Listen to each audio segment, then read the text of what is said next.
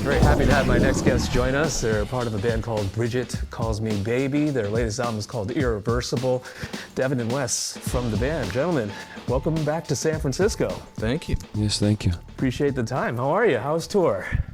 It's been great. Yeah, it's moving along fast, I think. Yeah? Yeah. It always seems to be that way because I think there's a lot of things going on, a lot of sold out shows, a lot of activities and things like that. And Yeah. what's it been like to see the reception? People singing back the words, a larger crowd singing back the words. Well, it's exactly what you dream about when you're in the studio. Yeah. You know, you hope that when you take it on the road, that's going to be what happens. And we've been fortunate that. Any it's been the spontaneous case. moments of just going to crowd surf with them and go into the crowd with them? No crowd surfing. No, that's not happened. You know, it's always like pretty unpredictable what will happen. Like the last time we were here, there was a completely naked person outside of our show. Really? Yeah, you remember that? Yeah. That was right at the same venue. Of course, there were like 50 people here last time, and he was one of them, I think. So I don't know, maybe he'll be back. There's no more tickets, so hopefully he got his own. Did you talk to him? Did you ask him No. what the inspiration was? We stayed away from him. Okay. Will you be prepared this time around for that? More prepared. Sure. Yeah. Yeah. Yeah, well, we know what it looks like now. Yes. The new songs on the album are just fantastic. I'm sure Thank that you. you've heard a lot of nice words and people talking about it, nice words written about it and things like that. Obviously, Slumber Party being the one that has really resonated with a lot of people.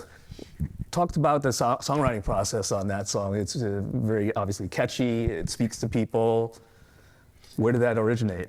I say the song was written on the road mainly because it's something that we tested on the road. We played every night, debuting in I think San Diego a few years ago, and it's one of the first songs that we've written that I think you can kind of feel, or at least I can, that the audience is in the DNA of the song, because it did change and it did. You know, you respond to what they respond to, and you think of it like that. It's the first song we really did that with, where the audience was almost a collaborative.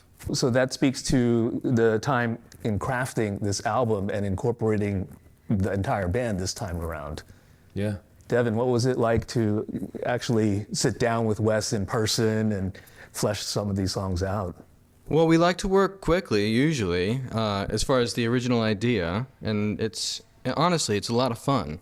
And that's, when it stops being fun, we tend to stop writing things we like. So we try to work quickly, and then beyond that, having some time on the road to sort of craft these things and further the arrangement, it helps a lot. But we tend to work quickly, and we want to stay excited.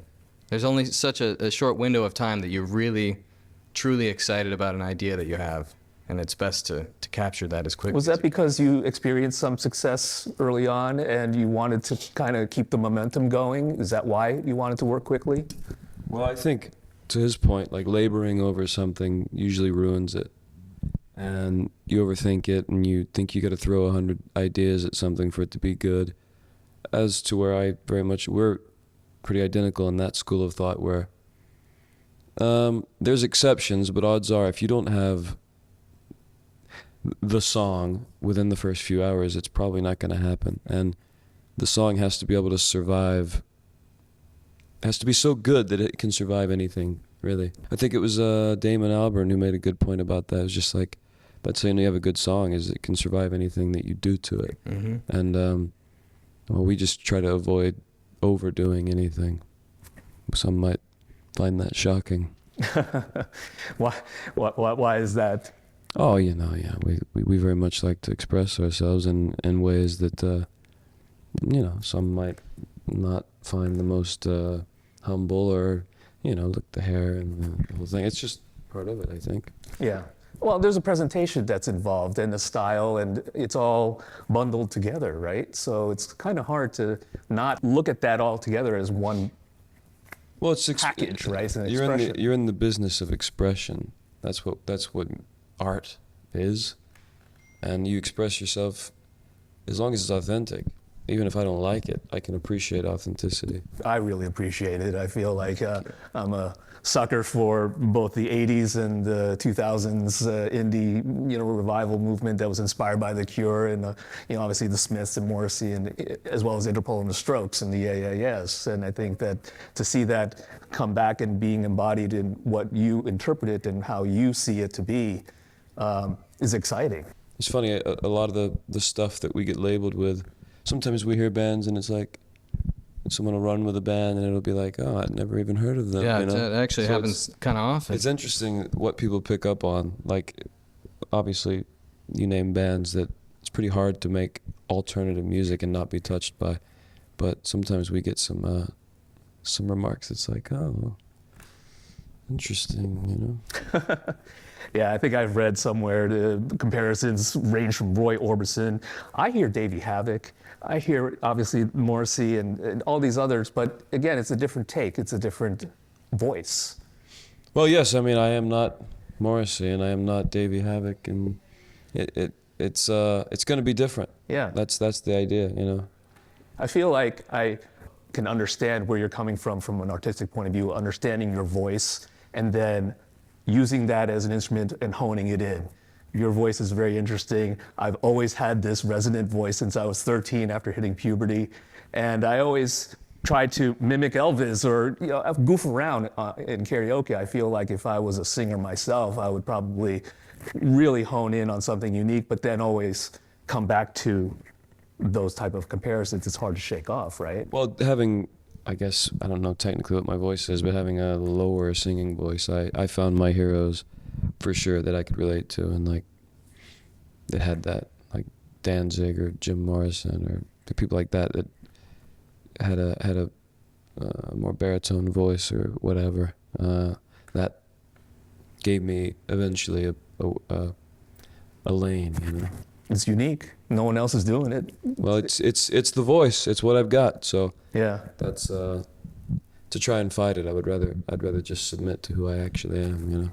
The worst thing you can do is to go against what you naturally have, and people can sniff that out. And it's true of your voice. It's true of the music. It's true of the fashion. And everything we do, it's really us. Well, it's your job to. I mean, you're not. At least I'm not. I don't think. From the jump, I don't think I'm creating something that I'm meant to enjoy. Although I do end up enjoying it, it's not like I'm not going to be consuming it, So it's not part of the criteria if I like it or not. Really? Yeah, it's not. I mean, I'm talking about my singing voice. Yeah. It's not like it's not on the checklist for me.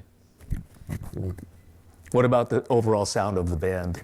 Oh yes, for sure that, yeah, because that's the expression, and the voice is the expression as well. But you know what I mean? Like you were highlighting, I struggled with being comfortable with the voice that I had because I wanted to sound like a certain way that I very much didn't sound, and eventually kind of realizing like, if there's one person that's meant to critique it, it's me. Right. Mm-hmm. Yeah. Devon, when you were crafting these songs collaboratively and with the others as well, how much do you take that into account? His voice? Oh, and these lyrics and. To an extent, I take it into account, but also the beautiful thing is he does have a distinctive voice, and so sort of no matter what you put it over, it's going to sound like us to a degree, and it gives us some freedom to have that very strong voice at the center of it. Mm-hmm. And his lyrics as well, I think he writes from such a unique place that we have sort of liberty to swerve musically into territories that we might not feel comfortable with if we didn't have that really solid foundation at the center of it. Right. Something that's been a beautiful discovery has been that Devon and I's voices couldn't be more different, yet record very well together. So now we've been doing a lot more of this sort of like, marriage of our two voices and choruses and harmonies and sometimes just octave stuff, but that's been really fun to mess around with because they're very different but work well together. Yeah, I was about to say that must have been either an easy fit or just something that was kind natural. of organic? It was very natural. It was unexpected for me. I didn't see that coming at all. Like we're talking about, he has a very powerful voice. He projects naturally, Yeah. whereas I have a much softer, a bit higher tone. So it wasn't something that was even on my radar as a possibility. But whatever that first time we tried it, it worked well enough that we kept going with it. Was there any intention or thought to kind of pivot away from the initial sound from the debut album based on feedback and what your initial thoughts might have been?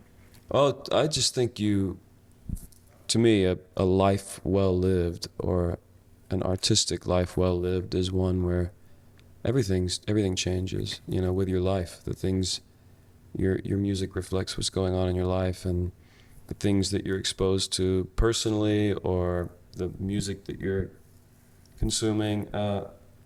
You know, it's hard to not be influenced by real life, and there's no way we would have made the same record because we're in a much different place. Even if we had tried to repeat it, you know, it would have been, that would have been phony because we're not there anymore. And right now we're where we are, and that's reflective of Irreversible. But whenever the next record comes, hopefully we don't identify with where we are now or where we were on the first record, because that's proof that you're living, you know, you're changing, you're experiencing new things, meeting new people. I don't really feel like we go into a room and we know how to write a song. You just end up being like, this sounds very corny, but like a vessel that something just comes through you. But that's how it feels. It's the songwriting gods taking Something. over. I don't know what it is, but I can't explain it. You- And I can't replicate it either. No, and you try, and that's when the bad songs come, but you just end up in a room, and then there's a song, and that's how it feels, you know? Was there a catalyst in terms of the theme of the songs that spurred the writing process? And Devon, did you kind of prod Wes? Well, no prodding was really necessary on that front. He goes pretty quickly with that sort of a thing, and yeah, usually by the time I've got sort of an instrumental idea half worked out, he's sitting on the couch with the full lyric sheet written out, and so it's a better question for you, Wes. Yeah, the prodding came from like life trying to destroy you, you know, like that's the only prodding that I've felt is, you know, feeling things in my personal life kind of going a bit awry, and like I'm at the age now where people that I grew up with are starting to get older and pass away, you know, my like older people in my family and things, and experiencing real loss for the first time and things like that, I think have been new experiences. And then of course, like I said, new art, consuming new art, and reading a lot more than I ever have.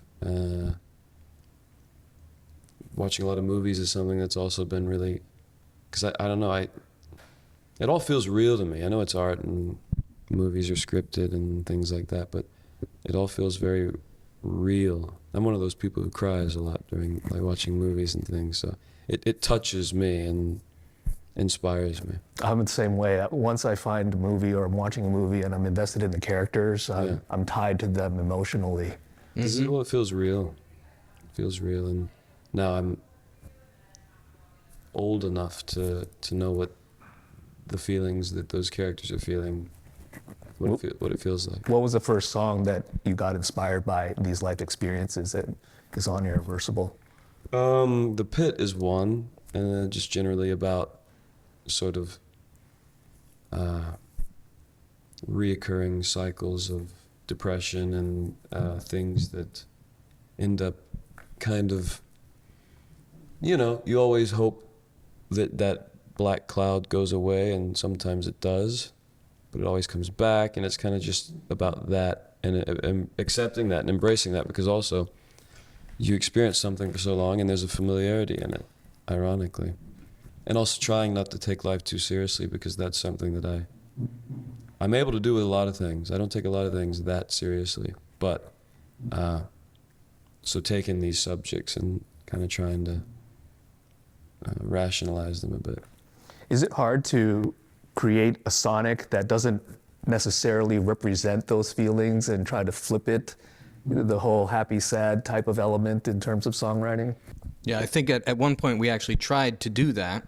Let's sort of juxtapose the music with the lyric and see how it works. And the more you try, the worse it ends up being. And then naturally, a few months later, the idea kind of comes fully formed, and that's the way to do It's it. like the tighter you hold something, the more it starts to like slip out of your It's fingers. true, yeah. Yeah, no, that's very true. I've spoken to many artists that have said something similar. Yeah. And the whole concept of, let's just get in the studio, bang this out, and if we spend more than 4 hours on this, it's not done. worth it. Yeah, And you want to hold it tight because you feel like so inspired and excited about something, and you want to like methodically go over every detail. But the minute you do that, it's just like something you're defying the momentum of whatever it is that's pushing it.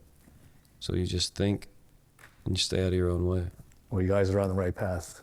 Really excited for your future and continued success, man. Thank you. Appreciate Thanks for your your time. time. Yeah, thank you.